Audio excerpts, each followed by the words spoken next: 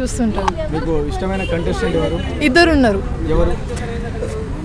ఒకరు శివాజీ అన్న, ఇంకొకరు ప్రశాంత్, పల్లవి ప్రశాంత్. వీళ్ళిద్దరిలో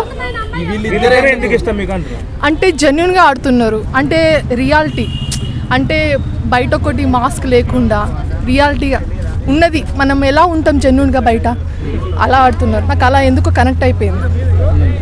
మరి శివాజీ గారు కొంచెం కన్నింగ్ గేమ్ ఆడుతున్నారండి. కన్నింగ్ గేమ్ కాదు, ఆయనే జనాలకు చెప్తున్నాడు ఇలా ఉండండి, ఇలా ఉండండి, ఇలా ఉండండి. పోయేదేముంది, ఉన్న రోజు మంచిగా ఆడుకుంటూ వెళ్ళిపోతాం కదా, జనాలందరూ చూస్తున్నారు కదా, అది నిజమే కదా, మనం అందరూ చూస్తున్నాం కదా. ఇంత దూరం వచ్చి మీరు బిగ్ బాస్లో వచ్చి ఆడుతున్నారంటే మిగతా వాళ్ళకి ఛాన్స్ లేకనే కదా. అలాంటప్పుడు మీరు కరెక్ట్ ఆడాలి కదా, అదే చెప్తున్నాడు. బయటికి వెళ్ళిపోతే అందరూ చీతు అని ఉంచరా? మరి పల్లవి ప్రశాంత్ చాలా మంది సైడ్ చేస్తున్నారు, నిన్నటి గేమ్లోకి నాకు అతను ఆడనీయకుండా బ్యాట్ చేసేసారు. మీకు ఎలా అనిపించింది? సైడ్ చేశారు గేమ్లో. ఆపోజిట్ టీం నుంచి ఒక కంటెస్టెంట్ తీసేయాలంటే పల్లవి ప్రశాంత్ అందరూ కలిసి తీసేశారు కదా, గేమ్లో పార్టిసిపేట్ చేయకుండా. అంటే కావాలని పల్లవి ప్రశాంత్ తొక్కుతున్నారు అనుకోవచ్చా? అంటే స్టాండ్ క్యాండిడేట్ అని.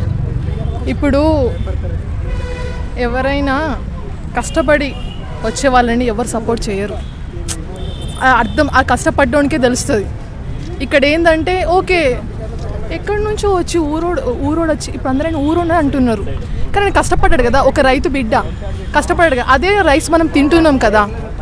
అలాంటప్పుడు ఇతను ఎందుకు రావాలి? మనం ఇంత ఆర్టిస్ట్గా ఉండి ఇంత చేస్తున్నాం, సీరియల్ చేస్తున్నాం, మూవీస్లో చేస్తున్నాం, ఎందుకు అలా?